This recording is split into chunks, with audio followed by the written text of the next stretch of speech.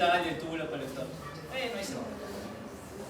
Entonces, ustedes recordarán que el glomérulo tiene una función. ¿Cuál es la función del glomérulo? Filtrar la sangre, ¿no? Sí, filtrar la sangre, llega acá por presiones y aparte de eso genera el pase de algunas sustancias y algunas de estas se van a ir filtrando a nivel del túbulo y a nivel del intersticio tiene una serie de características. Y como ustedes recordarán, la gran mayoría de glomérulos, túbulos proximales, túbulos distales, pertenecen o están en la corteza. No es universal, pero la gran mayoría. Y el asa de Henle, tanto descendente como ascendente, y parte del túbulo colector se encuentran a nivel de medio. Muy bien. Y como ustedes recordarán, cada segmento del túbulo tiene alguna función. Por ejemplo, el túbulo proximal, el asa de Henle, el túbulo contorneado distal, el túbulo colector. Muy bien. Y en la médula tenemos parte del intersticio. ¿Qué característica tiene el intersticio? Es un medio. Muy bien. Es un medio hipertónico. ¿Y eso qué tiene que ver? ¿Para qué me sirve que sea un medio hipertónico? Porque me ayuda a concentrar la orina. ¿Y cómo? Si acá es un medio hipertónico, muchas soluciones, ¿hacia dónde va el agua? ¿Hacia adentro o hacia afuera? Hacia afuera, ¿no? El agua o el líquido que se encuentran dentro de los túbulos van a ir hacia afuera, ¿no? Y te ayuda, y eso por una serie de gradientes te van a ir regulando la concentración de la orina. ¿Se entiende, sí? ¿Se entiende? Función de qué parte del asa, de qué parte de los túbulos del asa de Henle. ¿Y qué parte del asa de Henle? Del asa descendente. ¿Se entiende? Muy bien. Es una de las funciones. Entonces, cuando hay enfermedades a nivel túbulo intersticial, a nivel del intersticio, a nivel de los túbulos, generan ciertas características. Por ejemplo, cuando hay enfermedades túbulo intersticiales, ¿qué características tiene el paciente? Puede haber proteínas tubulares. ¿Y cuáles son esas proteínas tubulares? Las proteínas Stanhol. ¿Por qué? Porque las proteínas que pasan en el glomérulo es la arriba del glomérulo. Cuando hay daño en el glomérulo, ¿qué proteínas son las que pasan? La albúmina, ¿no es así? Pero acá no. Acá el daño es a nivel tubular y la producción de proteínas son las proteínas Stanhol. ¿Qué más va a haber?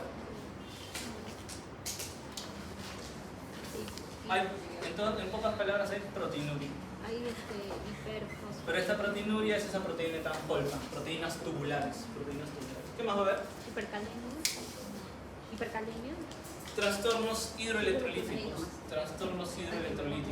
Porque recuerden que los túbulos se encargan de absorber y secretar iones. Se encargan de absorber y secretar calcio, cloro, hidrogeniones, sodio, potasio, ¿sí?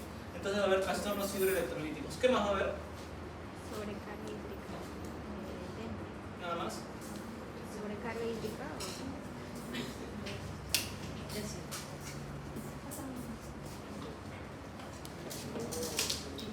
¿Algo más?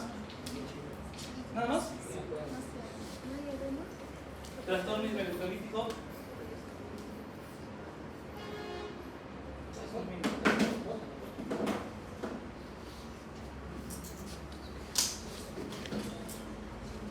¿Qué más va a haber? Lo acabamos de decir, se encarga de regular orina, Y si el túbulo pierde esa capacidad de regular las concentraciones de la orina y pierde la capacidad de absorber el agua, ¿qué va a pasar con el agua? Se va a poliuria, se va a botar, se va a excretar muy rápido. Poliuria. Y cuando no hay capacidad de concentrar la orina, eso tiene un nombre, que se llama Incontinencia. Cuidado. ¿Qué se llama? Incontinencia. No. La incapacidad de poder concentrar orina. Isostenuria. ¿Sí? Incapacidad de poder incapacidad de poder concentrar orina. ¿Sí? ¿Se entiende? Todas esas características puede presentar un paciente que tiene daño a nivel tubular. Ojo, acá lo estamos dividiendo para que se pueda aprender. O sea, ustedes dentro de un rato van a ver enfermedades del glomérulo y con nosotros túbulos intersticiales, ¿sí? Pero eso no quiere decir que aparezcan así por separado, o sea, pueden aparecer juntos. ¿Se entiende? Sí. Pues claro, cuando tienes mucha enfermedad tubular intersticial, al final te puede dañar el glomérulo y viceversa. Puedes tener una enfermedad glomerular y a la larga te puede dañar a nivel de túbulo, ¿sí? No quiere decir que no, pero para efectos de aprendizaje esto se divide así, túbulo intersticial y glomérulo. ¿Se entiende? Listo.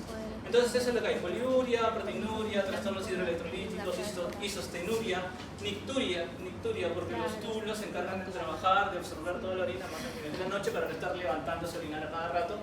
Pero cuando esto falla y hay una poliuria y no hay absorción del líquido, pues el paciente se levanta a orinar a cada momento. Y hay nicturia. Eso también está. Nicturia. ¿Listo? ¿Hasta ahí se entiende?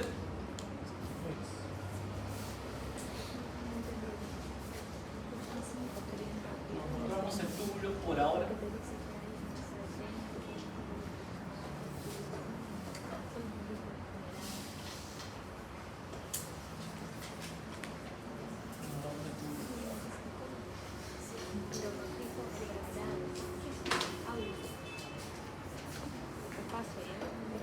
Así bien.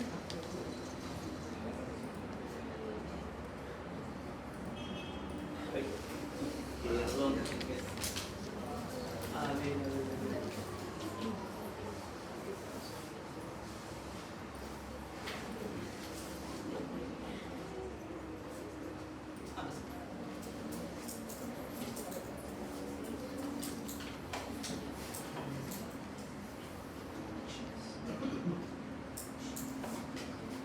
Bien, lo mismo, intersticio, corteza, medio, todo lo mismo. Entonces vamos a ir con las nefritis a nivel del intersticio. Esto de acá es el intersticio, ¿sí? El intersticio y los túbulos. A nivel intersticial o dentro de las nefritis intersticiales, se dividen por tiempo. La nefritis intersticial, aguda y crónica. Cada una de ellas tiene una característica. Primero, obviamente, la aguda tiene una injuria renal aguda, creo que eso se sobreentiende. Entonces, una injuria renal aguda puede ser reversible. ¿Qué más? Es caracterizada por un proceso inflamatorio debido a una anopsia. Entonces, dentro de las etiologías más frecuentes de la nefritis intersticial aguda tenemos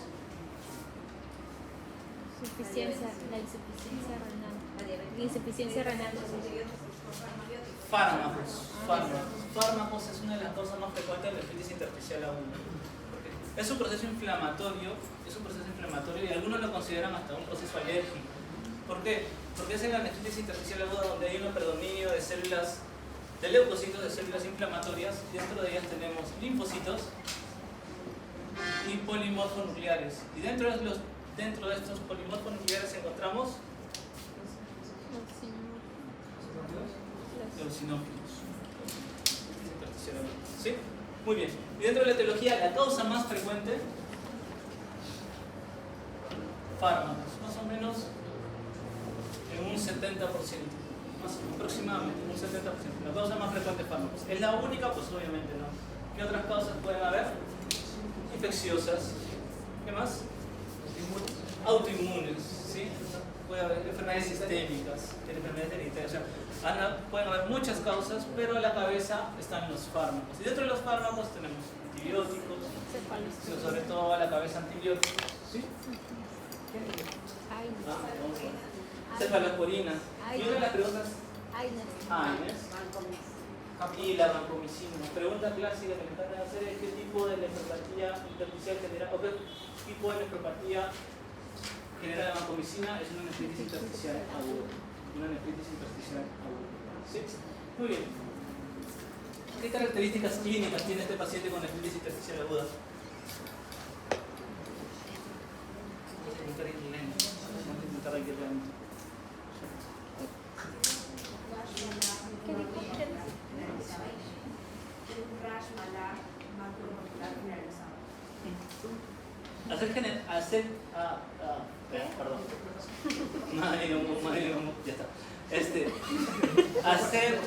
A ser considerado como una reacción alérgica a nivel del riñón, algunos lo consideran así una reacción alérgica a nivel del riñón, van a haber algunas características dérmicas, como un rash malar, eritema o rash malar. Eso es uno. Muy bien, vamos a ponerlo.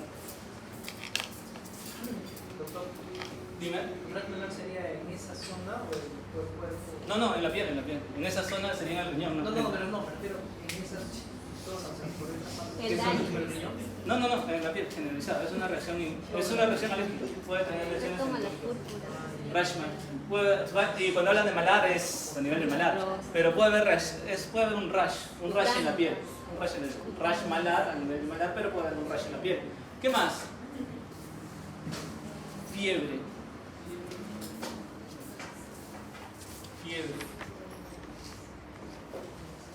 ¿Qué más?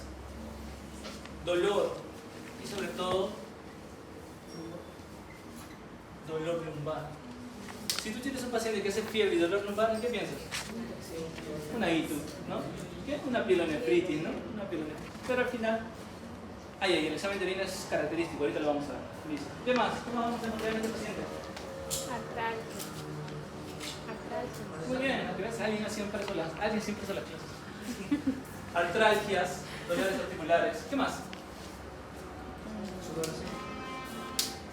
Fiebre. ¿Qué dijo? ¿Qué más? Artralgias, rash. ¿Les? ¿Qué? No, les no. Rash, fiebre, dolor lumbar. Y como hemos dicho al inicio, el riñón puede injuriarse. Injuria renal aguda. ¿Se entiende? Y las artralgias, no se olviden colocarlas ahí. Características clínicas de un paciente con nefritis intersticial aguda. ¿Qué más? Y ahora sí, característica de la orina. Es una nefritis intersticial, es una enfermedad tubo intersticial. ¿Qué características tiene la orina? Hematuria. ¿Qué más? Proteinuria. Puede haber proteinuria. ¿Qué más? Oliguria.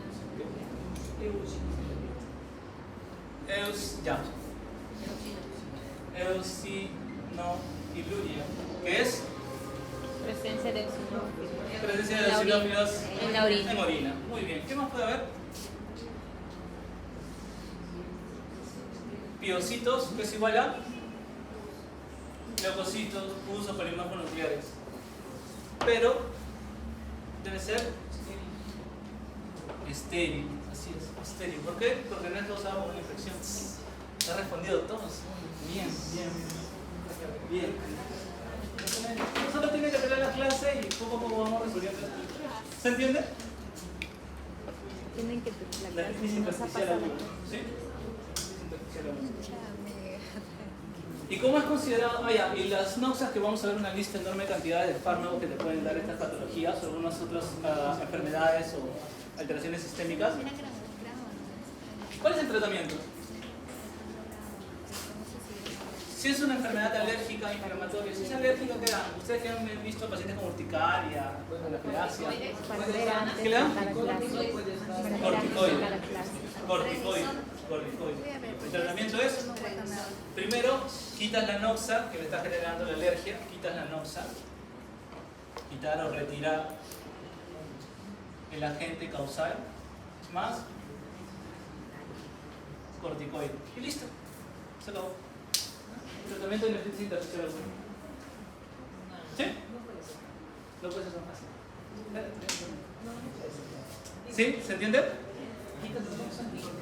No, nefritis intersticial. Pero ¿Se entendió? Pero, ¿cuál es raro encontrar la eosinofiluria? No es raro, solo que nadie lo pide. ¿Has visto que alguien pida eosinófilos en orina? Doctor, ¿y qué caso a un paciente que ya sabes que tiene la patología no le puedes dar? Contraindicaciones, a pacientes que tengan contraindicaciones de corticoides. ¿Quiénes? Glaucomas, sangrados gastrointestinales y que sean alérgicos a corticoides. Es lo peor cuando vienen con urticaria y que dicen soy alérgico al corticoide. Doc, ¿Qué pasó? una consulta. ¿Y si es alérgico? Se hidrata si le quitas la enoxa nada más. Ah, Y no le puedes hacer nada más. Hay muchas cosas que le puedas dar. ¿Listo? doctor, ¿y la psicopatía? Puede ser como un inmunomodulador en estadios muy avanzados. Doctor, Pero una consulta. También en la orina, por ejemplo, si hay una glomerulonephritis, también hay hematuria. Entonces, ¿cómo hago el diferencial para ver? Solo por la ISO. ahora, las glomerulopatías, cuando el hematíe pasa el glomérulo, se distorsiona. Dismorfia. Y generan hematíes, Dismorfia. hematíes dismórficos. Y en ahí sería una hematuria. Puede haber hematuria, los hematíes, quizás, como no pasa en la membrana, no hay alteraciones anatómicas, es uno, y pueden haber cilindros hemáticos. Cilindros hemáticos caen como el bloque del tubo. Va a haber cilindros. Cilindros. ¿Qué más?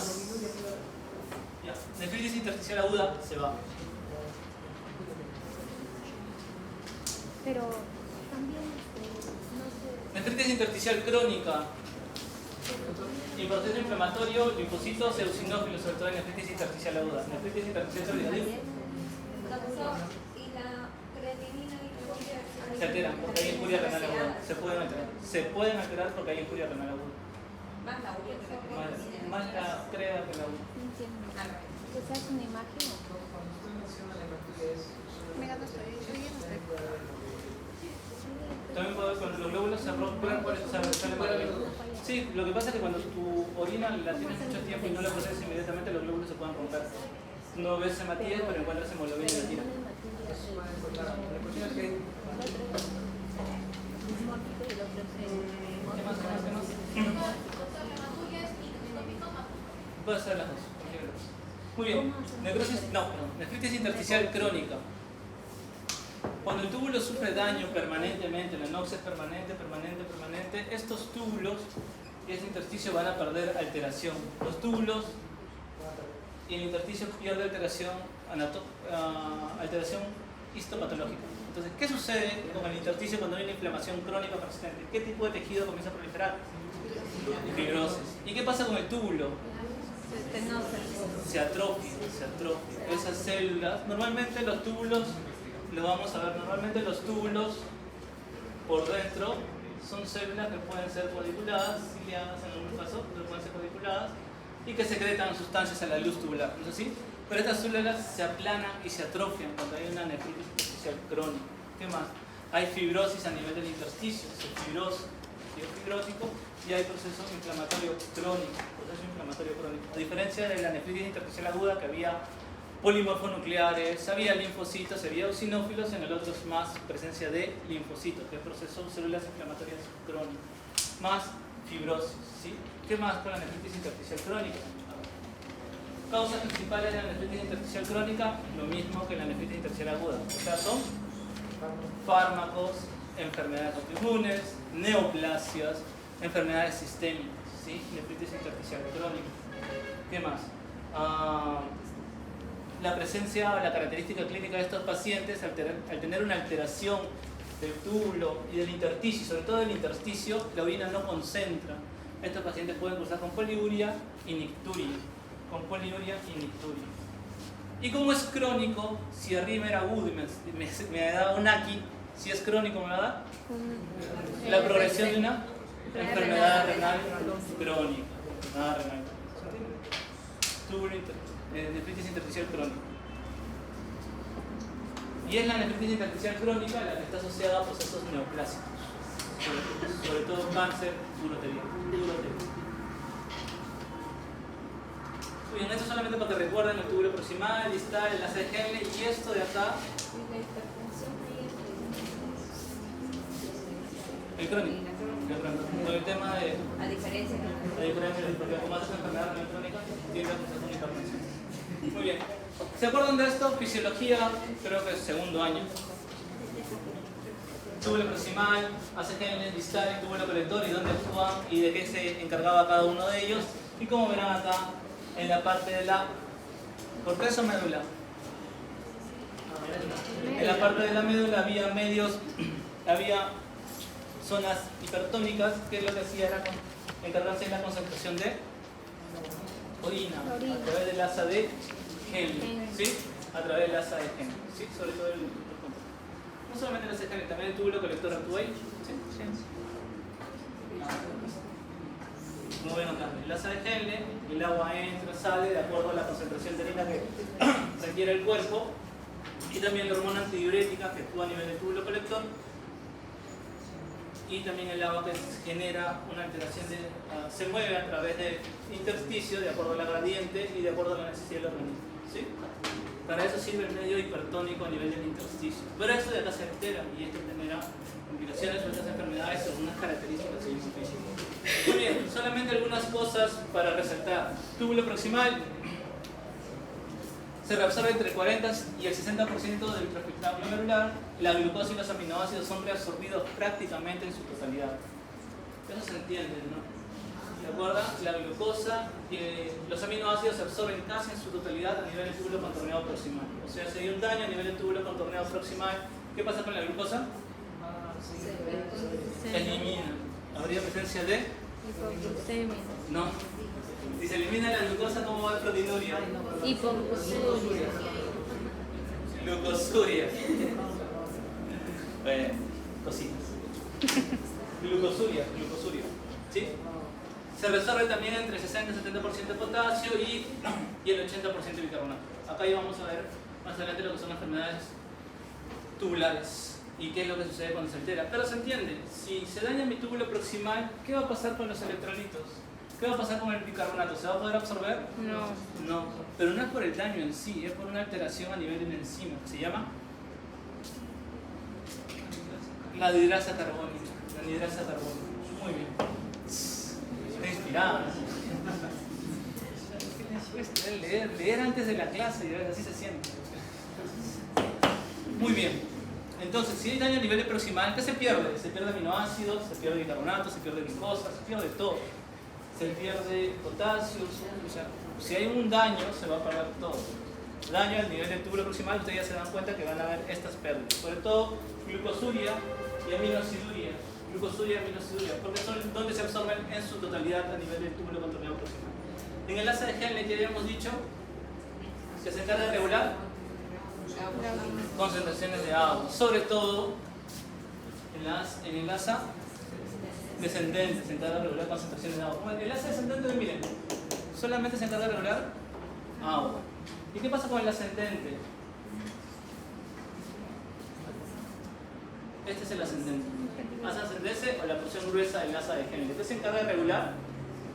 Sodio, cloro, los electrolitos. Electrolitos. Sodio, cloro, potasio, calcio, magnesio y un poco de bicarbonato. ¿Sí? Y esta bomba de acá, la bomba sodio, cloro, potasio,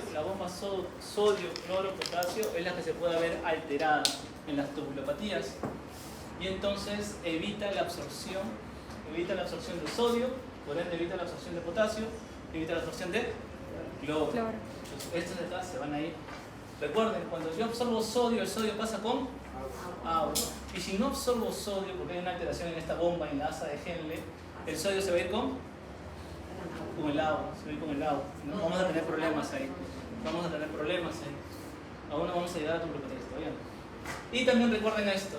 ¿Qué diurético actúa a nivel del asa de Henle? Furosemida. Los diuréticos de asa. ¿No? Asa de Henle. ¿Cuál es? Furosemida. ¿Y entonces dónde actúa la furosemida? Cuando le pregunte el doctor, cuando el doctor en la visita dice ¿dónde actúa la furosemida? Ustedes van a alzar la mano y van a decir doctor, actúa en el asa de Henle. Porción ascendente y bloquea la bomba sodio, cloro, potasio. Listo. Ese alumno es de la continental. Otra cosa. ¿Quién es su ¿Se entiende? ¿Se entiende hasta ahí? ¿Sí? Ese es el asa de Henle. Muy bien, túbulo distal, cambios cualitativos finales, le da la última pulida de la orina, dice ya bueno, excreta se encarga de absorber algunos metabolitos ya al final, que se encarga de absorber. Recuerden, el túbulo distal tiene un túbulo distal de primera porción y tiene un túbulo distal de segunda o última parte, y ya este va asociado al túbulo colector y se encarga ya de absorción de agua, absorción de cloro, sodio, calcio, magnesio y ya las últimas cosas. La primera parte del túbulo distal se encarga más de absorción de calcio. Las alteraciones de calcio como en la hipocalcemia, hipercalcemia o calciuria, se pueden dar por alteración a este nivel. Ya lo vamos a ver más adelante. ¿Sí? Y recuerden que parte de la hormona antidiurética actúa en parte de la zona distal, en parte del túbulo distal y en parte del túbulo colector. ¿Ya? La hormona antidiurética actúa más o menos en esos dos niveles. Muy bien. ¿Se entiende hasta ahí? Solamente hemos visto cosas que ustedes ya saben, ya recuerdan, ya han visto. Eso ustedes lo vieron en fisiología. Las diapositivas son de fisiología. ¿Sí? ¿Se acuerdan? Algo así. Más o menos. Ya. Y solamente para que recuerden a su amigo Gaito, las hormonas que regulan la reabsorción. Tenemos la aldosterona, la angiotensina 2. ¿Qué más? La hormona antidiurética, el péptido natriurético auricular y la hormona paratiroide. Muy bien. La aldosterona, ahí tienes, bien, por si no se acuerdan ya, acá está. ¿Dónde actúa la aldosterona?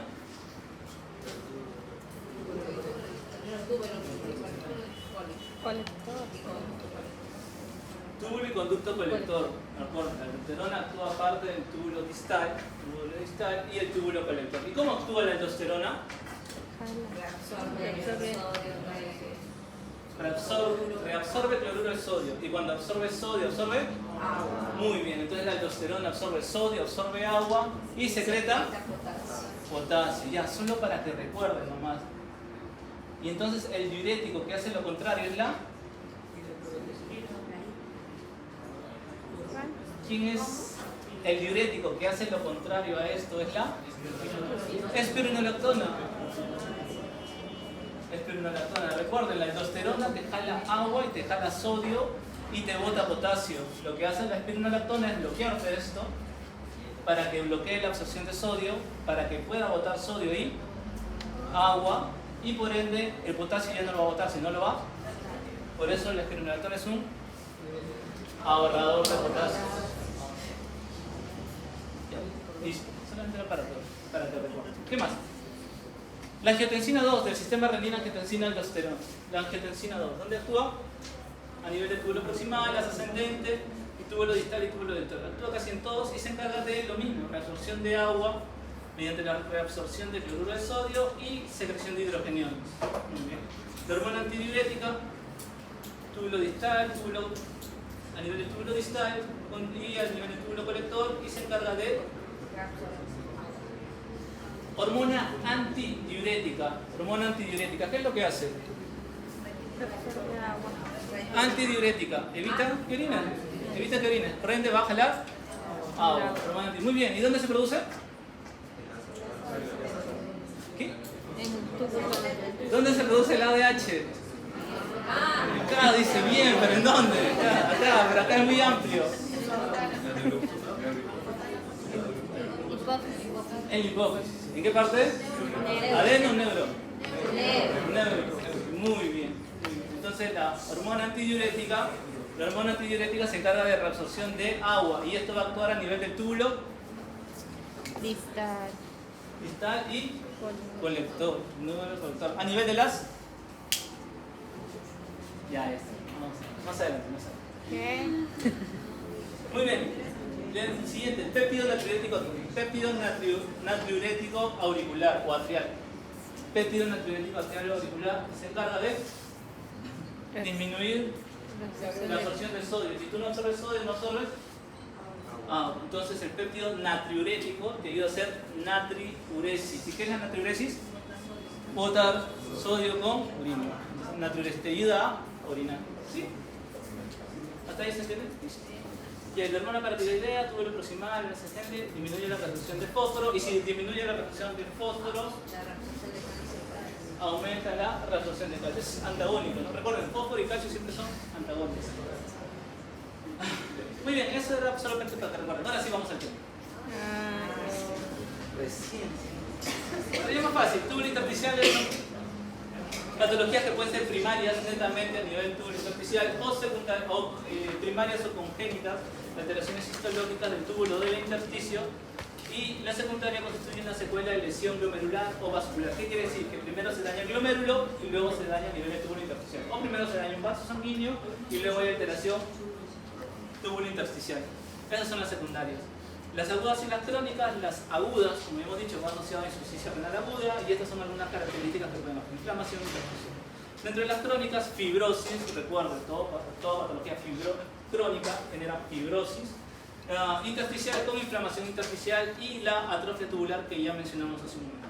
Las nefropatías intersticiales crónicas primarias, 15 al 30%, son las causantes del 15 al 30% de enfermedad renal crónica terminal. Entonces, algunas características, algunas características de la nefritis intersticial aguda y crónica las tienen ahí.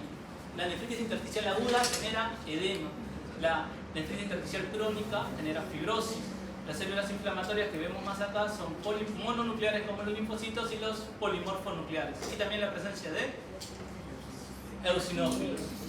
¿Ya? En la crónica son las células inflamatorias a predominio, son solamente mononucleares, porque es un proceso inflamatorio crónico. ¿Sí? La afección de los túbulos puede ser extensa y puede haber atrofia y dilatación de los túbulos. Ya lo vimos. Factores desencadenantes que pueden estar acá a nivel de daño de las células a nivel tubular: hay apoptosis, generando por causa de neoantígenos, moléculas de adhesión, mediadores de la inflamación a nivel intertubular, fibroblastos, la producción de fibroblastos, por eso hay fibrosis a nivel del intersticio, que se encuentran a nivel de la matriz extracelular, y hay mediadores de la inflamación, y hay activación de leucocitos, y hay una alteración a nivel de los vasos sanguíneos como son isquemia, y generando moléculas de adhesión, mediadores de inflamación. O sea, hay alteración a nivel del túbulo, hay alteración a nivel del parénquima del intersticio debido a los fibroblastos, y hay aumento o hay producción o hay quimiotaxis o presencia de leucocitos. Y obviamente comienza a haber daño a nivel vascular. Atrofia tubular, fibrosis y proceso inflamatorio es la tríada clásica de las nefritis intersticiales. Atrofia, infiltrado inflamatorio y fibrosis. Muy bien. Dentro de la fisiopatología, el daño tubular es progresivo, la fibrosis está presente, y el daño vascular que ya hemos visto. Causa de las nefritis intersticiales.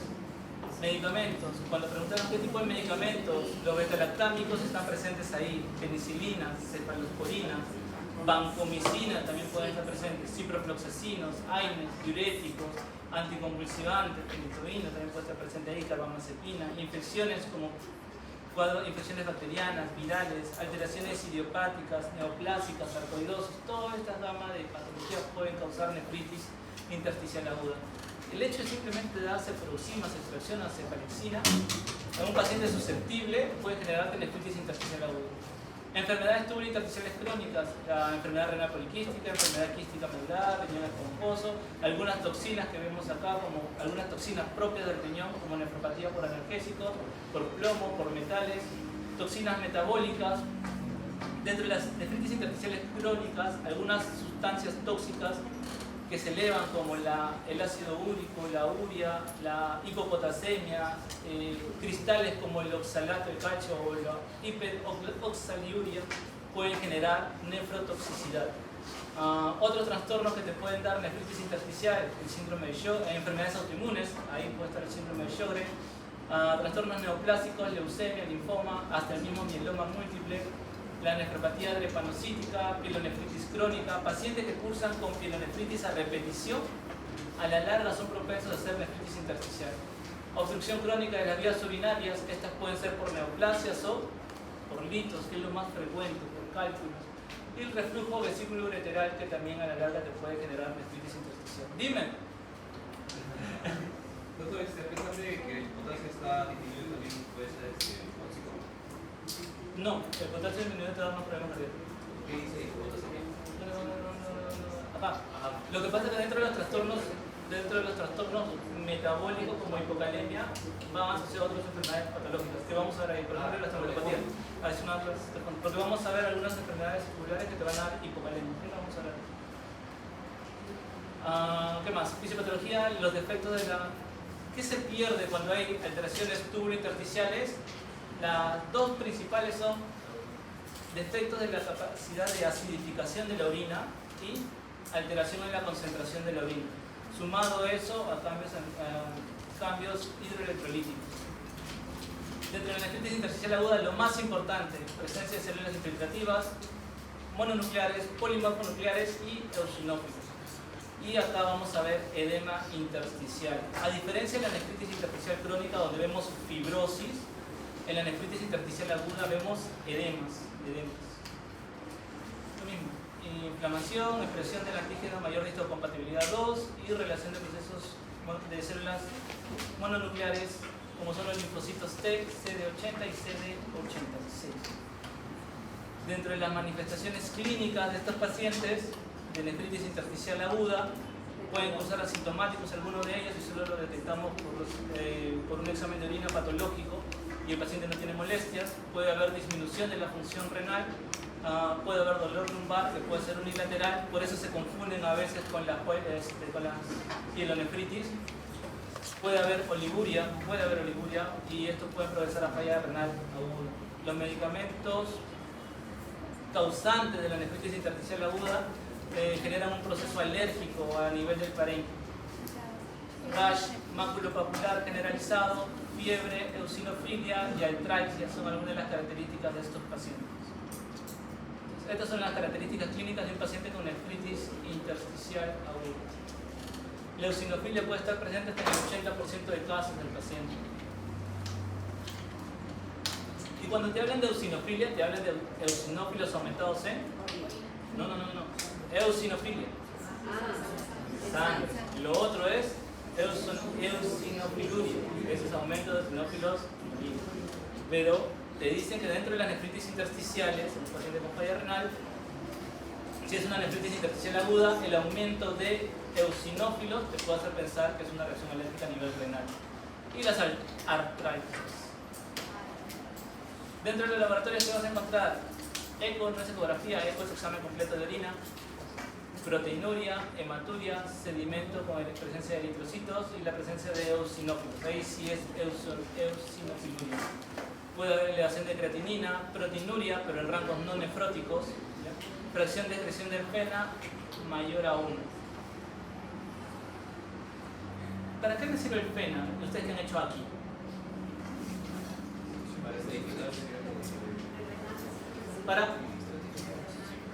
Para ver si es renal o prerrenal. ¿Y cómo funciona? ¿Cuál es el punto de corte? Ya, ahí está. Uno es el punto de corte. Muy bien. Cuando es prerrenal es más o menos. Menos. ¿Por qué?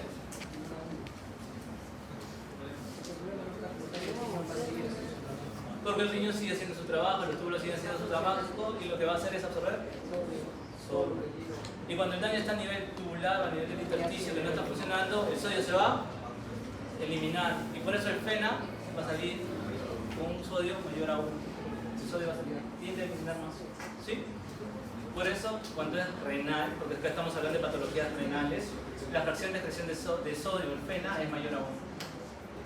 Muy bien, tratamiento, ciclofosfamida en estadio muy avanzado.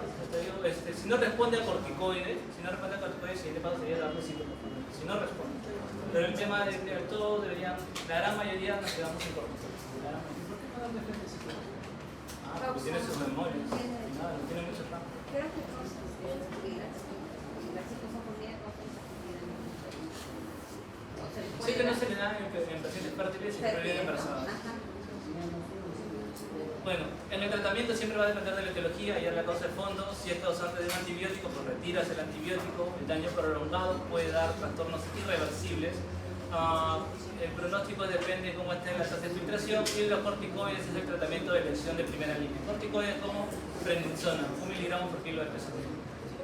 Y la ciclofosfamida si es que no responde. Nefritis intersticial crónica es un poco más corto. Ya hemos visto atrofia de las células tubulares, hay dilatación tubular. La característica más importante de la nefritis crónica es la fibrosis, áreas de infiltración de células mononucleares. Ya, yo creo que con esto ya se queda claro qué tipo de células están en nefritis intersticial aguda y crónica. Así que si viene en el examen es imposible que se confunda. Es imposible que se confunda. Que venga, pues. No, para que venga. Claro que venga. Voy a ver quién más. Ya no explica. Ahora, El examen anterior hizo. Y el examen anterior no lo pregunté. Sí, todas vinieron. hasta las preguntas del pasito, le puse una pregunta del pasito, porque ya. Para que se relaje. Ah, ya, la presente del otro salado. Tienes razón. Ahí se ve la secuencia. Muy bien, el acúmulo de linfocitos, recuerden, el acúmulo de células mononucleares a nivel tubular pueden causar una tubulitis. La biopsia puede ser, en la biopsia de la nefritis intersticial crónica hay presencia de complementos, en este caso C3 e inmunoglobulinas. Fibrosis intersticial es lo que presenta este tipo de pacientes, esclerosis segmental y a la larga esclerosis global. Esclerosis, acartonamiento, rigidez a nivel de los túbulos y del intersticio. ¿Sí? Clínica de estos pacientes: debilidad, náusea, nicturia e hipertensión al 50%, porque a la larga causan con enfermedad renal crónica.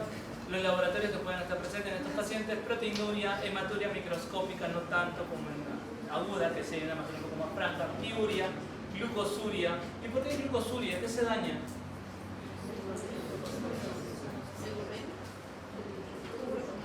No, eso dijo. ¿El túbulo contorneado?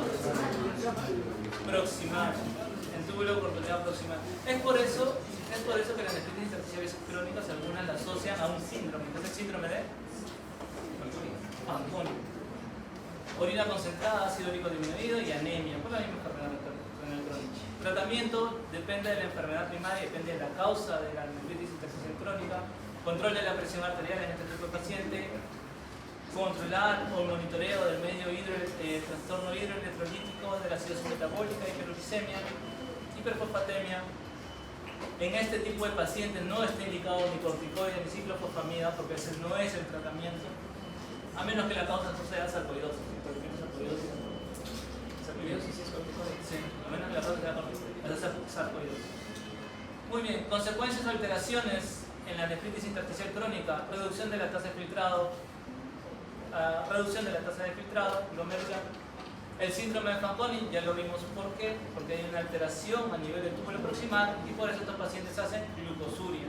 Y si hay alteración a nivel del túbulo proximal, se pierde glucosa, se pierde aminoácidos, aminosiduria, se pierde fosfatos y se pierde bicarbonato. La acidosis hiperclorémica se da en este tipo de pacientes.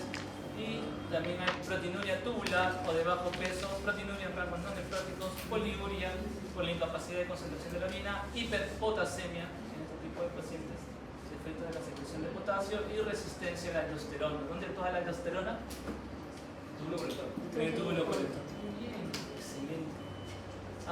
Pérdida de sal, porque hay lesiones, no se absorbe el cloruro de sodio, lesiones tubulares distales con alteración de la reabsorción de sodio. Un paréntesis es la necrosis tubular aguda. Nefritis intersticial aguda, nefritis intersticial crónica, intersticio. Un paréntesis es la necrosis tubular aguda. Dentro de la necrosis tubular aguda, causa frecuente de insuficiencia o enfermedades renales, causada por isquemia y toxicidad en este tipo de pacientes, por disminución de la perfusión renal. O sea, en este tipo de pacientes, la necrosis tubular, el túbulo se necrosa. ¿Por qué? Porque no se perfunde. Algunas causas de que no se perfunda un riñón. Este no es el arterio renal. ¿Qué más? Infarto, porque hay un shock.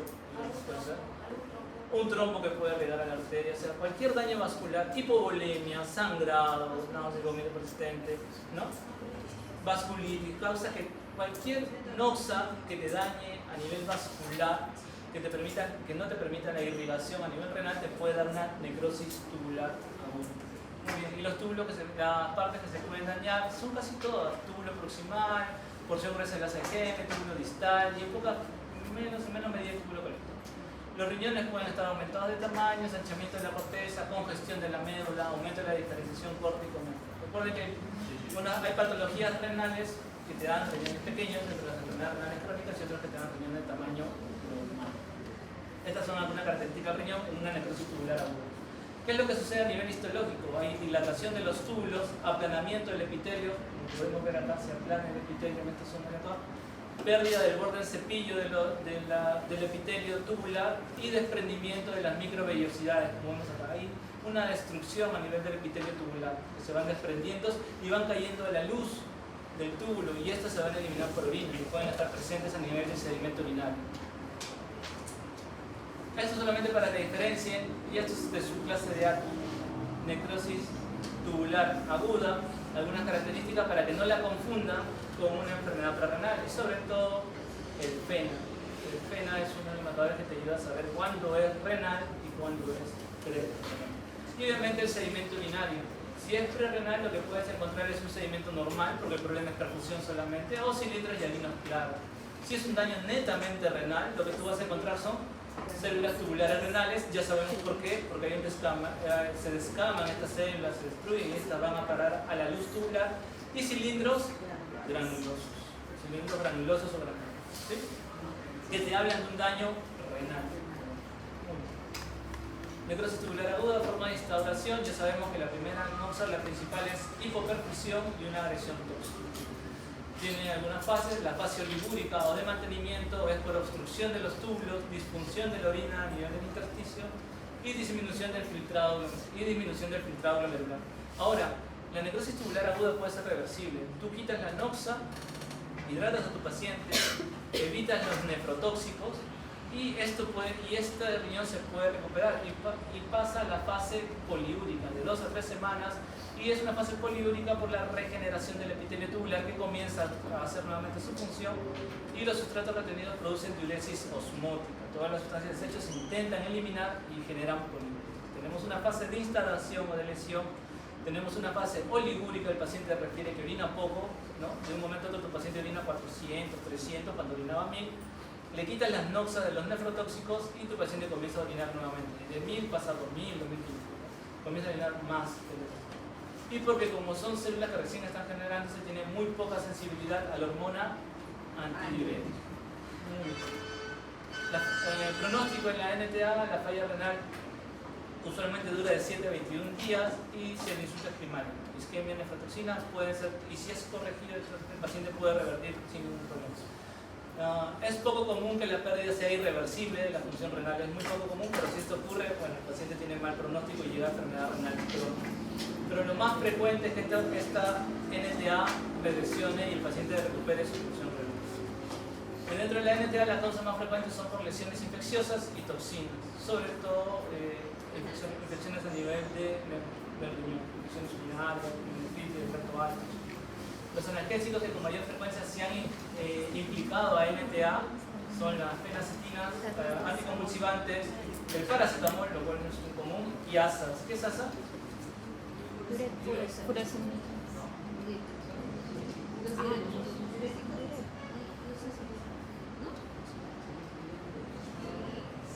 Diuréticos de agua. Miren, hay diuréticos que pueden llegar a ser nefrotóxicos. Hay diuréticos, y es antagónico, ¿no? Hay diuréticos que pueden llegar a ser nefrotóxicos, ¿sí? Como que también hay fármacos que pueden llegar a ser nefrotóxicos, como los AINES que ya hemos visto, el paracetamol, aunque no parezca, puede ser nefrotóxico, y la aspirina. Hallazgos frecuentes que en este paciente: poliuria, polidipsia, nicturia, acidosis, hipo e hiperfosfatemia. Y el tratamiento dependerá siempre de la etiología. Listo.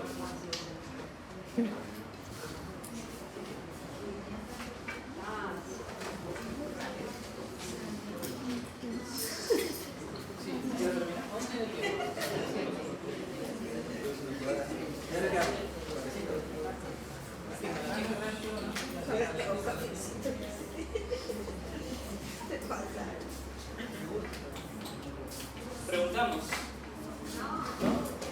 Para sumar puntos.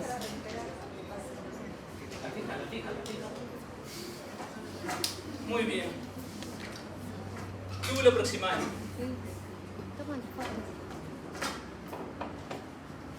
Obviamente no voy a dibujar todo, voy a dibujar solamente un pequeño segmento. ¿Ya? Túbulo proximal. Habían alteraciones a nivel del túbulo que nos iban a generar ciertos problemas. Uno de ellos era, ¿de qué se encargaba el túbulo proximal?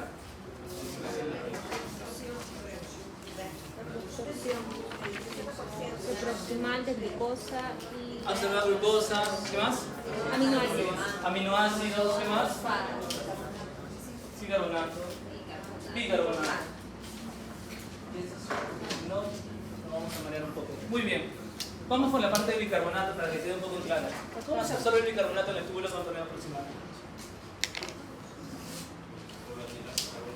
Por la anhidrasa carbónica. ¿Y qué hace la anhidrasa carbónica? Lo parte. ¿En qué lo parte?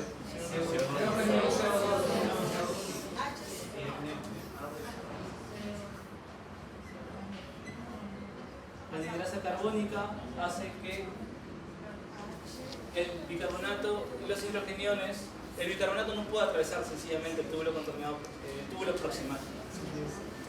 El túbulo proximal. Entonces, para que pueda pasar al intersticio de los vasos sanguíneos, tiene que ser transformado mediante la anhidrasa carbónica a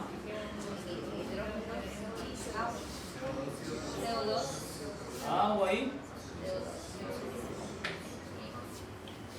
¿Sí? Muy bien. Para que pueda pasar. Y acá nuevamente se libera y se transforma a bicarbonato, y el hidrogenión que había sido usado acá se regresa.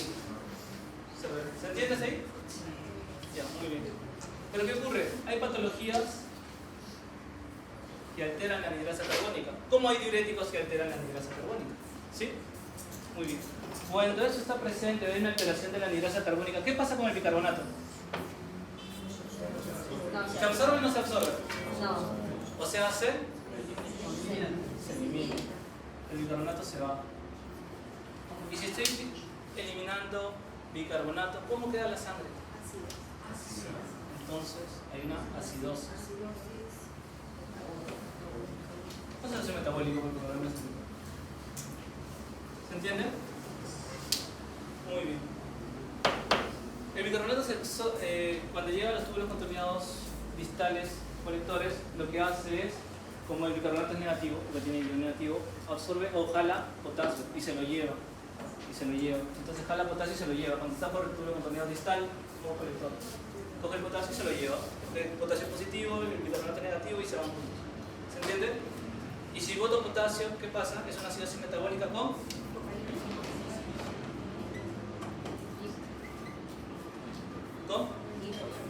hipocalemia. ¿Sí? Hipocalemia. ¿Se entiende? Muy rápido. ¿Se entendió? Ya. Muy bien. Entonces, hay un diurético que me hace eso. Me altera o me inhibe la anhidrasa carbónica. ¿Cuál es? Acetazolamida. Acetazolamida. Bien. La acetazolamida es un diurético que actúa a ese nivel y me inhibe la anhidrasa carbónica. Bien.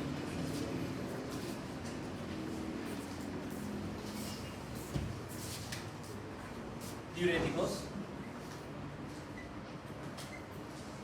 La acetazolamida. Y hay una patología que me causa alteración de la anhidrasa carbónica y que esta no funcione. Es la famosa acidosis tubular tipo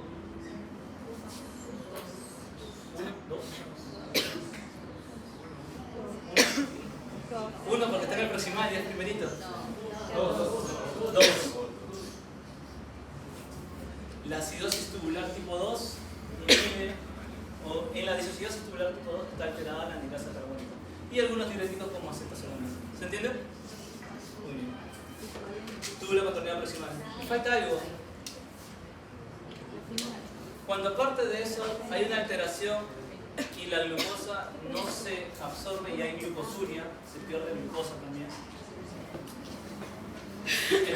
El túbulo proximal está mal y se pierde aminoácidos, eso es aminosiluria o pérdida de aminoácidos por orina o aminosiluria, glucosuria. ¿Qué más pierde? Fosfaturia. ¿Qué más pierde? Puedes perder hasta soyos, trastornos hidroelectrolíticos, se pierde todo por el trastorno proximal. Y eso de ahí tiene un nombre. Ese es el síndrome de Fanconi. Y el síndrome de Fanconi va asociado a algunas neoplasias, porque algunas patologías, algunas proteínas generan lesión a nivel tubular. ¿Qué tipo de proteínas? Muy bien, el mieloma, pero ¿qué tipo de proteína va asociada al mieloma?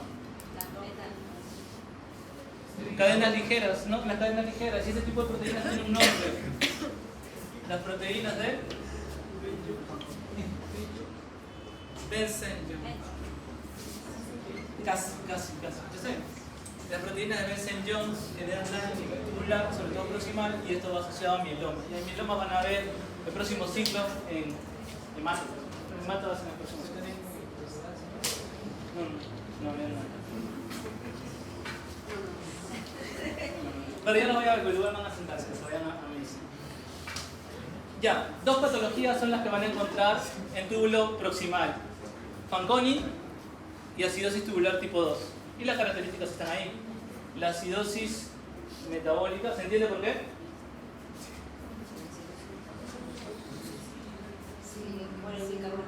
Por la pérdida del bicarbonato, y el otro es la hipocalemia. ¿Cuál es hipocalemia? Acidosis tubular, no es la de tipo 1 y la de tipo 2.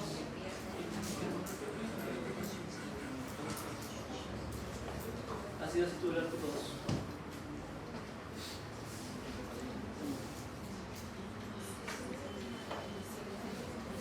¿Perdón? ¿Cuál era la hipocalemia?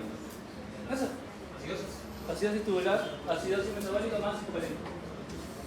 Acidosis tubular tipo 2. ¿Se entiende? ¿O no? ¿Mucho?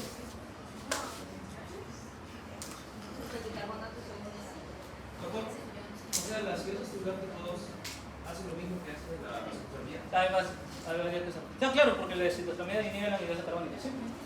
Claro, porque bloquean la anhidrasa, ambos tienen alterada la anhidrasa carbónica. Ah, sí, es. Uno es un paso. Ya, hasta ahí, ¿se entiende? ¿Puedo seguir con la otra parte? ¿Sí? Ya. ¿Qué sigue?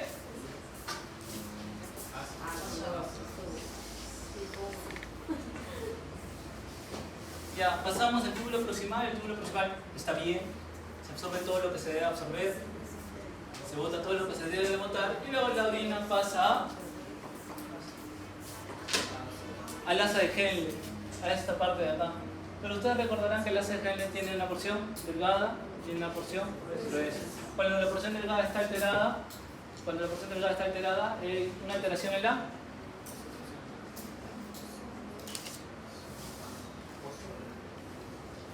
Cuando la porción delgada está alterada, hay una alteración en la concentración de la orina. Y ese tenía un nombre que ya era sustinuria. Ya. Eso es. Isostenuria. Incapacidad de poder concentrar la orina. Incapacidad de poder concentrar. Ya, acá no te va a encontrar. Esto es acá. Se encuentra alterado aquí. Y hay una alteración ahí y hay una alteración con incapacidad de poder concentrar.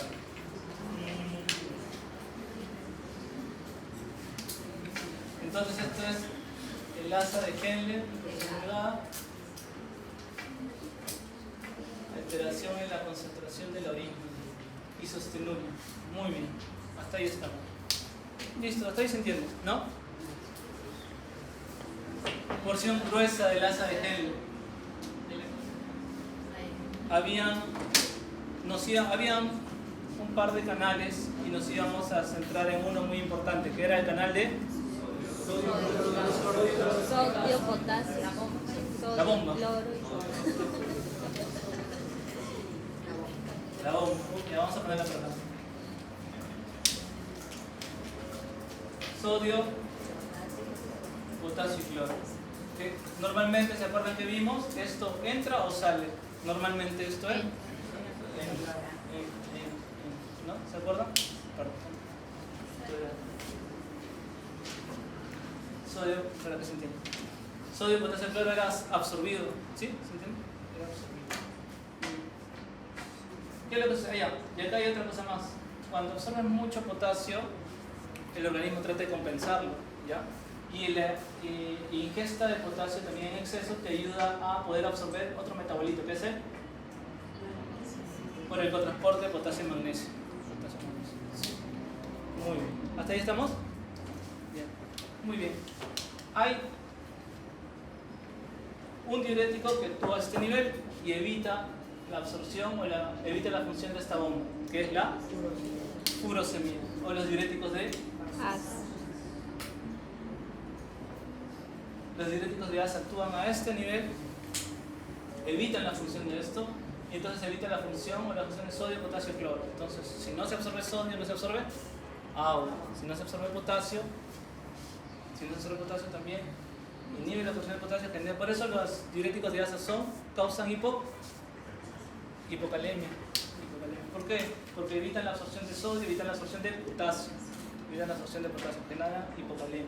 Y generan hipotensión o baja la presión cuando hay pacientes con sobrecarga, porque al no absorber sodio no jalas agua y esta se va por el tubo. ¿Se entiende? Mazo, muy rápido. Ese es el diurético de asa, ¿sí?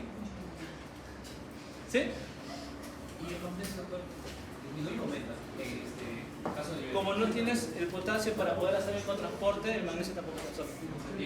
Baja, directamente proporcional, baja, genera hipomagnesemia. También genera hipomagnesemia. Pero eso es cuando entra. Eso es cuando usas un diurético. Pero hay patologías que generan una alteración a nivel de este receptor, de este canal, que es el síndrome de Bartter. El síndrome de Bartter. El síndrome de Bartter evita la absorción.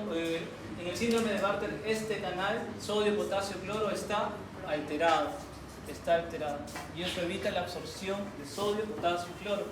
Generan hiponatremia, generan hipocalemia. Como no hay potasio, el magnesio baja, genera hipomagnesemia. Y como está orinando frecuentemente, ¿cómo está la presión en estos pacientes? Con tendencia a la hipotensión. Muy bien. Ahora ¿se entiende? ¿Sí? ¿Hace lo mismo que la furosemida? Al revés, la furosemida hace lo mismo que el síndrome de Bartter. Ajá. Claro. ¿Se entiende? Muy rápido. No es muy rápido, no se entiende. Así se entiende. A ver, no me quiero olvidar ningún punto con ustedes.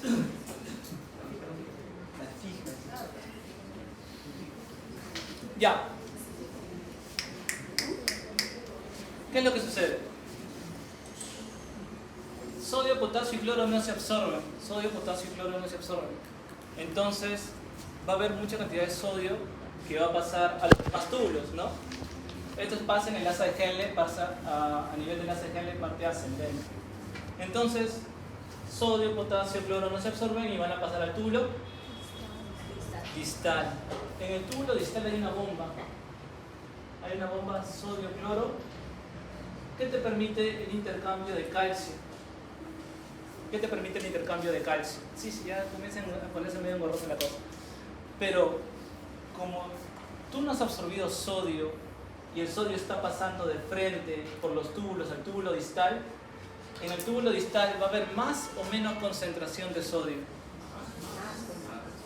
Más concentración de sodio. Y esta sobresaturación de sodio va a impedir que tú reabsorbas calcio. Esta sobresaturación de sodio va a impedir que tú reabsorbas calcio. Entonces el calcio se va a mantener en la orina porque no se reabsorbe en el nivel del túbulo. Recuerdan que cuando vimos túbulo distal, dentro de la función del túbulo distal era absorción de calcio. Pero esta sobresaturación de sodio, lo que va a hacer el túbulo distal es absorber sodio y se va a olvidar del calcio y lo va a dejar pasar, ¿sí? Genera calcinuria o hipercalcinuria, ¿sí? Hipercalcinuria. Y cuando hay mucho calcio en la vía urinaria, ¿qué producen?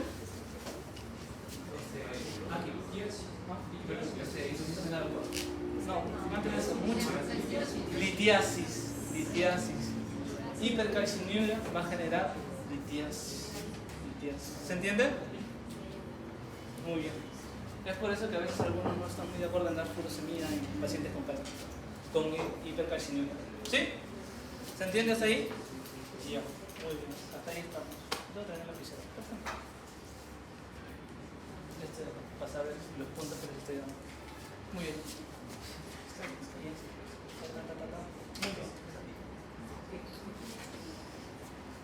Muy bien. Bueno, entonces, en túbulo contorneado proximal teníamos qué síndromes o qué enfermedades? Fanconi y Fanconi. Uno era Fanconi, ¿el otro?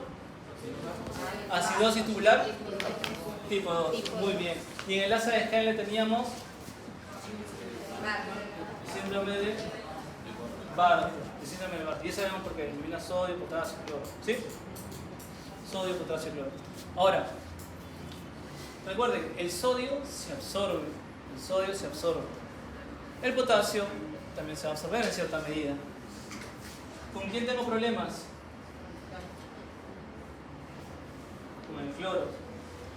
No se absorbe, pasa al túbulo distal, pasa al túbulo colector, y lo malo del cloro es que tiene carga negativa. El cloro tiene carga negativa. ¿Qué me va a jalar? Las cargas positivas. Las cargas positivas que tengo en el intestino, en los vasos, me lo va a jalar a nivel de los túbulos para que se puedan excretar juntos. ¿Qué cargas positivas? Hidrogeniones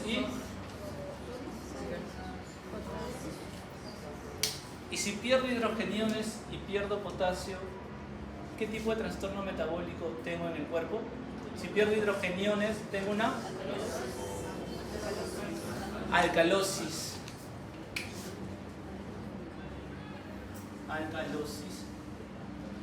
Bueno, ya, trastorno de hidrogeniones, alcalosis metabólica. ¿Hipo o hipercalémica? Porque estoy perdiendo potasio. Entonces el síndrome de Barth va asociado a alcalosis más hipocalemia. ¿Se entiende? Listo. Con hipomagnesemia, hipocalemia, ¿qué más? Hiponatremia, calciuria, ¿no? Calciuria. ¿Se entiende? Listo. Y a otra, y estamos en el asa de Henle. En la parte ascendente, el asa de Henle. Listo, se va.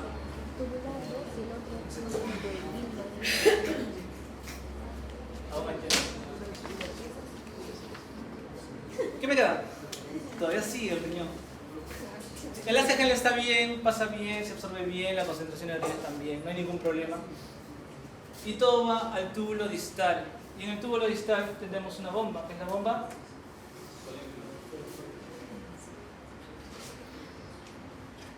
bomba sodio-cloro, que puede estar alterada. Esto no está. La bomba sodio-cloro. Muy bien. Entonces, en el túbulo contorneado distal tenemos dos notas. Ahí van a hablar túbulo contorneado distal y van a poner dos cositas. Uno, ¿qué diuréticos actúan a nivel del túbulo contorneado distal? Tiacidas. Y un ejemplo de tiacida es la hidroclorotiacida. Muy bien. Va a bloquear el canal sodio-cloro. ¿Sí? Muy bien. Y la patología o el trastorno genético que altera, donde se encuentra alterado el canal sodio-cloro en el túbulo distal, es el síndrome de Littler. Síndrome de Littler. ¿Sí? No. Este es acá. Algo más. Es todo un caballero el túbulo contorneado. Es un túbulo distal, es todo un caballero. Gitterman. Es todo un caballero el túbulo contorneado. ¿De acuerdo? Un caballero. Gitterman. Es todo un caballero el túbulo contorneado distal. Este es el síndrome de Gitterman. ¿Dónde se encuentra alterado los canales de sodio-cloro? Sodio-cloro. O sea, no absorbo sodio-cloro. ¿Se entiende? Gitterman no absorbe sodio-cloro y las tiacidas evitan la absorción de sodio-cloro. Cuando no absorbo sodio, se va a ir con el agua. Quiere decir que no absorbo agua. ¿No es así? Si no absorbo sodio, no absorbo agua, genero en mi paciente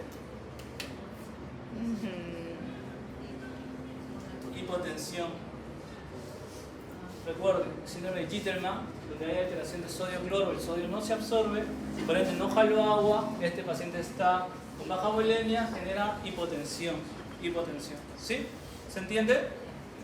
Este es el síndrome de Gitterman. Y bueno, las tiacidas que hacen la misma función. ¿Ya? Entonces, las preguntas pueden ser muy variadas. Uno, ¿qué diurético actúa en cualquier nivel del túbulo? Por ejemplo, ¿qué diurético actúa a nivel del túbulo contorneado proximal? ¿Qué diuréticos actúan en el asa de Henle? ¿Y qué diuréticos actúan a nivel del túbulo contaminado distal? Es imposible que se olviden, imposible, porque ya se lo saben. Furosemida, diurético de asa, es imposible. Las tiacidas obviamente no van a actuar en el asa, obviamente no actúan en el túbulo proximal, van a ser en el túbulo contaminado distal. Ya lo aprendieron, ya no se pueden olvidar algo, ¿no es así? ¿Se entiende? Muy bien. Entonces cuando veamos los demás, Fanconi es a nivel de Proximal. Gittelman, Distal. todo distal, porque distal es un caballero. Y en el asa distal le tenemos a Barton. ¿Se entiende? ¿Difícil? Sí, sí es difícil. Bueno, sí es un poco complicado, hay que tener un poco de memoria. Ok, listo. ¿Qué más? Las tiacidas, como el síndrome de Gittelman, como hay una alteración de sodio-cloro y no se absorbe sodio, van a tener una cierta preferencia por el calcio. Entonces, las tiacidas, como el síndrome de Gittelman, absorben calcio, disminuyen la calciuria, generan más absorción de calcio. Por eso a los pacientes con litiasis o a los pacientes con hipercalciuria se les da tiacidas como hidroclorotiazida para poder absorber calcio. A los pacientes con osteoporosis o osteopenia, si son hipertensos, se les prefiere dar tiacida porque absorbe calcio, evita que elimines calcio. ¿Sí? Muy bien, acá evita, disminuye la hipocalciuria, genera la absorción de calcio. ¿Qué más con ellos? Y listo, lo mismo, el mismo problema. Se pierde sodio porque estos receptores están mal. El sodio y el cloro se están yendo. Y bueno, el sodio se puede absorber por el colector, ahí lo podemos regular y el problema va a ser el... Otra vez el cloro. Y el cloro, como es negativo, va a querer jalar cosas positivas. ¿Cómo? Hidrogeniones. ¿Y entonces qué trastorno va a haber ahí? Igual Alcalosis. Hipocalórica. Alcalosis y hipocalemia. Alcalosis metabólica y hipocalemia. ¿Sí? ¿Se entiende? Entonces, Gittelman es una alcalosis metabólica y una hipocalemia. ¿Se entiende? ¿No? No, sí.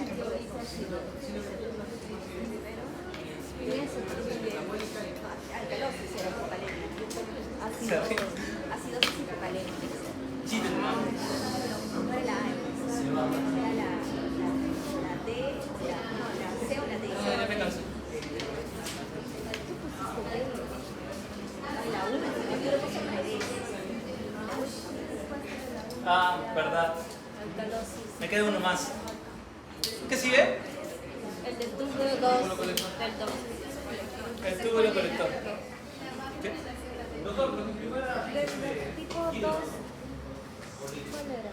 Gittelman, sí. Ahí era acidosis. Acá no. ¿De 2? Ahí era acidosis hipocalémica. Ya. Ese está bien. Tenemos el túbulo colector.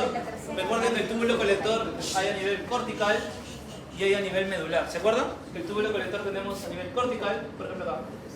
Cortical y a nivel medular. ¿Sí? ¿Se entiende? Muy bien. Y acá me van a ayudar. Tienen una copia de las clases pasadas. Todos tienen una copia de la clase pasada. No se entiende. ¿No se entiende? Pero ahora ya lo entiendes, ¿o no tampoco?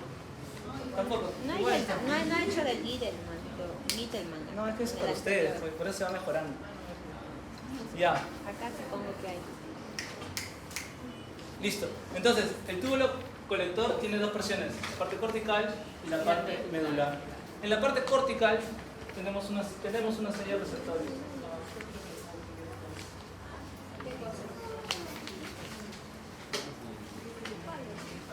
Al final ya En el túbulo colector en el túbulo colector cortical tenemos un canal de sodio. El plan era hacerlo con 3 canales diferentes. Tenemos un canal de hidrogeniones.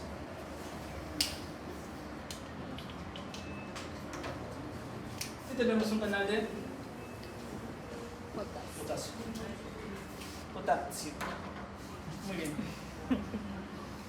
¿Qué es lo que sucede en el túbulo colector en la parte cortical? Cortical. ¿Y este es medular? En la parte cortical tenemos 3 receptores, o 3 canales, sodio, hidrogeniones y potasio. Hay una patología donde hace que este canal de sodio permanezca abierto. Y quiere decir que el sodio que se encuentra en los túbulos puede pasar a cada momento. El sodio que se encuentra en los túbulos puede pasar a cada momento. Y si el sodio pasa con agua. ¿Qué características va a tener este paciente? ¿Cómo va a estar la presión de este paciente? ¿Aumentada o disminuida? ¿Disminuida? ¿Aumentada? Hipertensión. ¿Por qué? Porque jala sodio y jala agua. A diferencia de los otros, ¿se acuerdan que el sodio se iba y se le iba con agua? Que genera hipotensión. En este caso, este canal de sodio está abierto y este canal de sodio jala agua. Y esto genera hipertensión arterial. Muy bien.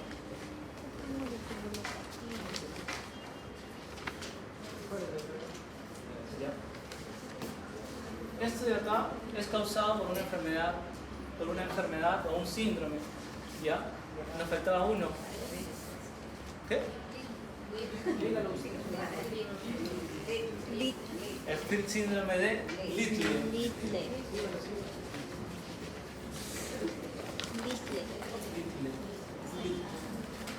Síndrome de Littler. ¿Sí? L-I-D-D-L. Síndrome de Littler. Alteración en el canal de sodio. ¿Qué es el síndrome de Littler en pocas palabras? Alteración del canal de sodio a nivel de túbulo contorneado, a nivel del túbulo colector, pero de la región cortical. ¿Sí? Muy bien, de la región cortical. Genera absorción de sodio. Los canales de sodio están abiertos y genera absorción de sodio. El problema está que solamente absorbe sodio. Y si solamente absorbe sodio, ¿qué es lo que no absorbe? El sodio va acompañado de agua. No. El sodio se va con el agua, esos se van juntos y se absorbe y genera hipertensión. Pero en el metabolito es cloruro de sodio. Si solamente absorbe el sodio, ¿qué pasa? ¿Qué es lo que queda libre? El cloro se queda y se va. ¿Y qué me hace el cloro de nuevo? Jala hidrogeniones Alcalosis y alcalosis. Por eso el síndrome de Littler, característica del síndrome de Littler, hipertensión arterial. Ya se sabe por qué. Hipocalemia, ya sabemos por qué. Y alcalosis Y metabólica. alcalosis. Listo. Littler. ¿Listo? ¿Se entiende? Ya. Se va.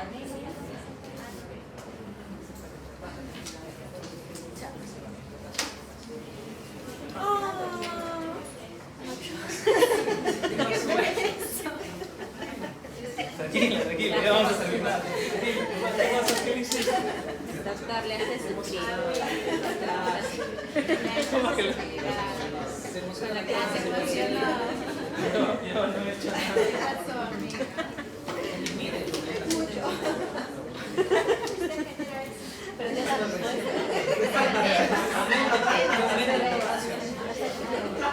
Concéntrense. Vamos, ya, basta. Concéntrense. Queda poco.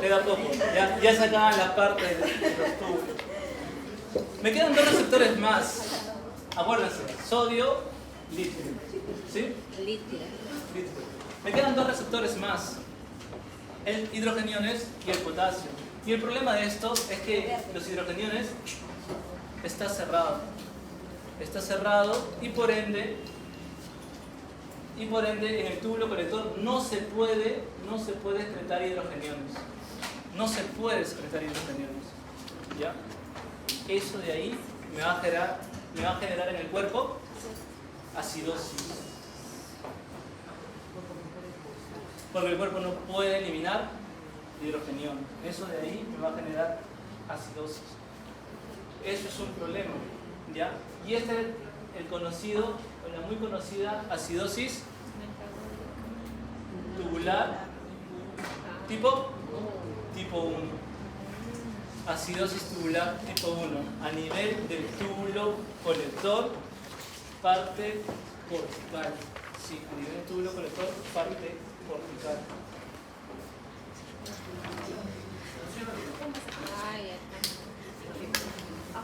¿Cuál es el otro problema? No se liberan hidrogeniones. Y hay otro problema. Segundo problema, no se absorbe cloro. No se absorbe cloro. Y si no se absorbe cloro, ¿qué se va a llevar? Hidrogeniones. Ya, pero los hidrogeniones no se están excretando. ¿Qué se lleva? Potasio. Potasio. Muy bien, potasio. Entonces va a ser una acidosis tubular tipo 1. ¿Qué va a tener? Va a tener una acidosis metabólica con hipo o hipercalemia. Hipercalemia. Hipocalemia, porque el cloro no se absorbe, está ahí en el túbulo, lo que va a hacer es jalar potasio. Entonces, en la acidosis tubular tipo 1, en la acidosis tubular tipo 1, muchas cosas. En la acidosis tubular tipo 1, los hidrogeniones, como no pasan al túbulo, se quedan en la sangre, eso genera una acidosis. Pero como no absorbo cloro, el cloro lo que va a hacer es jalarme potasio. Entonces genera una acidosis metabólica con hipocalemia. Igualito como el otro. El cloro, cuando el cloro siempre va a, el cloro que es negativo siempre me va a querer jalar en cosas positivas. ¿Sí? En este caso, como no me puede jalar hidrogeniones, ya que no los libero, lo que me va a jalar va a ser potasio. ¿Se entiende? ¿Qué funciona? Acidosis metabólica con hipocalemia. Esa es la acidosis tubular tipo 1. Listo, la última, ya.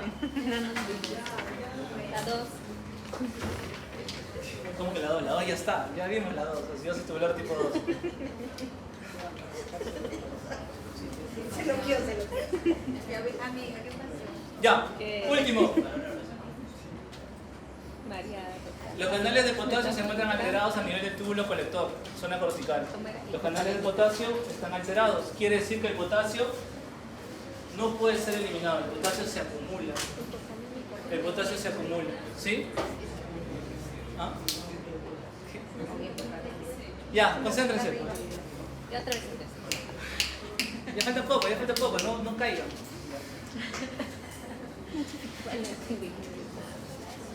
Ya. La 1 es acidosis metabólica tipo.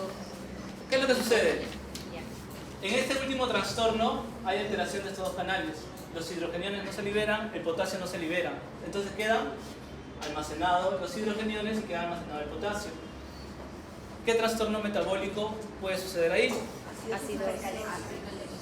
Acidosis metabólica con hipercalemia. Acidosis metabólica con hipercalemia. Esa es la famosa acidosis tubular tipo 4. Y listo, se acabó. Acidosis tubulares tipo 1, tipo 2 y tipo 4. Nada más. Te dejaré revisar. No te imaginas, pero te la dejaré revisar, sí. Pero no, se está acá nada más. No. Acidosis tubular tipo 1, tipo 2 y tipo 4. Y este es el tipo 4, que cursa con una acidosis metabólica con hipercalemia. ¿Por qué hipercalemia? Porque los canales de potasio están alterados, están cerrados y el potasio no se excreta, ¿sí? Y el potasio se queda en la sangre. Acidosis metabólica con hipercalemia. ¿Se entiende? ¿Y ahí qué síndrome es? ¿Cómo? Estaba pensando en tu cosa. Después otra vez voy a inspirar. Ya, cerremos. Dime, te escucho. Otra Te vez escucho. todo. Si está cerrado el canal de potasio, no debería. Si el canal de potasio está cerrado, más bien no debería sacarse. No, porque no se bota. O sea, está a nivel vascular. O sea, el potasio, Tiene dos entradas. las células de... El 4 debe ser un final ahorita. Las células epiteliales del túbulo colector y esta es la luz tubular, ¿sí? Normalmente el canal de potasio hace que botes potasio por acá. Entonces, como está cerrado, evita eso. Listo. Ya. ¿Qué cosa? El plus. Cerremos con esto de una vez.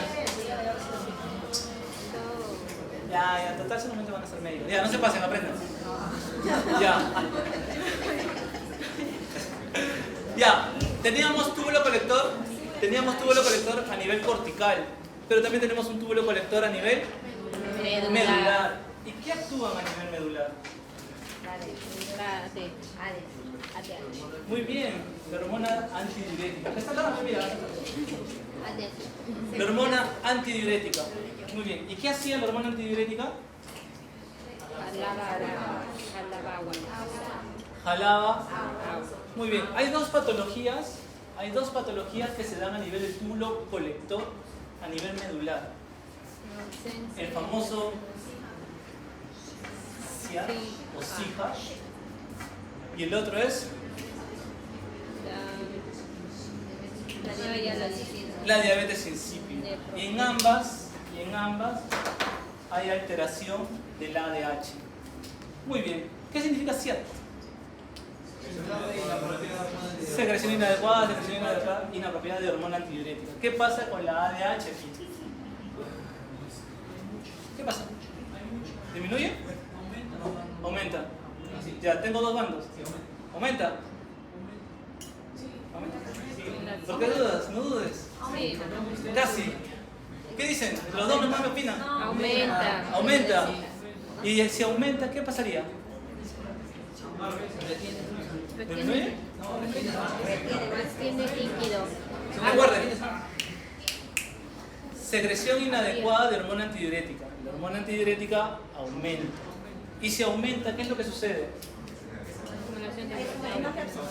Poliuria. Poliuria. ¿Hay más reducción de? Poliuria. No, aguante. Ya. Poliuria es orinar mucho. La hormona antidiurética evita que yo orine. ¿Por qué? Porque reabsorbe agua. Y recuerden esto, porque muchos se confunden. Solo reabsorbe agua. Solamente reabsorbe agua. No reabsorbe sodio. Solamente reabsorbe agua. Y si solamente reabsorbe agua, ¿va a haber más o menos orina? Menos. ¿Y cómo se llama eso? Caramba, muy bien. Uria es orinar. Excelente. Oliguria. Sería oliguria. Oliguria. Muy bien. A ver, oliguria. ¿Cómo está el sodio en la sangre en este tipo de pacientes? ¿Disminuido? ¿Disminuido? Ya. Recuerden, yo solamente jalo agua. ¿Jalo sodio? No. En este caso hay una hiponatremia. Aumento de sodio. Está el sodio disminuido, porque hay una hiponatremia. En este caso lo consideramos una hiponatremia dilucional, porque jalo agua, ¿no? Lo curioso es que los SIAD no producen edemas. Es muy raro, no producen edemas. Es muy curioso. Pero la hiponatremia es dilucional. No, sí. Al tener más agua, obligaría a aumentar. Sí, pero no hay edemas. Ya. SIAD, secreción inadecuada de hormona antidiurética, oliguria e hiponatremia. Y échense a buscar causas de SIAD, pero pueden estar presentes. 2. Diabetes insípida. Diabetes insípida. Cosas que ya vieron ustedes en patología clínica. La diabetes insípida, ¿qué pasa con la ADH? Ya. Y entonces para eso ustedes van a recordar que hay dos tipos de diabetes insípida. ¿Se acuerdan? ¿Se acuerdan que habían dos tipos de diabetes insípida? La central y la nefrogénica. Central y nefrogénica. Cuando el problema es central, ¿qué pasa con la ADH? Está disminuida, porque el problema es a nivel del sistema nervioso central. ¿Sí? La hormona antidiurética no se produce. Y si no se produce, ¿qué tiene el paciente? ¿Va a orinar mucho o orinar poco? Mucho, porque ya no hay un control de hormona antidiurética. ¿Sí? Va a orinar mucho. El problema es que no se produce ADH. Es central, es a nivel del sistema nervioso central. Más específico, ¿en dónde? Hipotálamo. Más específico en neurohipófisis. Muy bien. ¿Ya ves? Ya está. Listo. Hay otro problema. Tu sistema nervioso central está bien, tu hipotálamo está bien, estás produciendo ADH, pero tu riñón no responde al ADH. Eso es una diabetes insípida nefrogénica, porque los receptores a nivel del riñón no están respondiendo al ADH. Diabetes insípida por causa nefrogénica. ¿Se entiende? ¿Sí? Muy bien, el ADH está normal, pero el problema es el riñón no responde. Entonces, listo. Problemas a nivel del túbulo colector, parte medular. ADH y ADH, diabetes CIAT y diabetes insípida. ¿Sí? Muy bien. Lo mismo. Todo está escrito, ya lo hemos dicho. Las tablas para que vean la acidosis tubular tipo 1, tipo 2, tipo 4 están ahí con los resúmenes y qué es cada cosa. Hasta Gittelman, Lidl, ¿qué más? Barter. Ahí está tu resumen, mira. Ahí está El tu- síndrome de Barter, síndrome de Lidl, diabetes insípida y listo. ¿Se acabó? Ya aprendieron tubulopatías.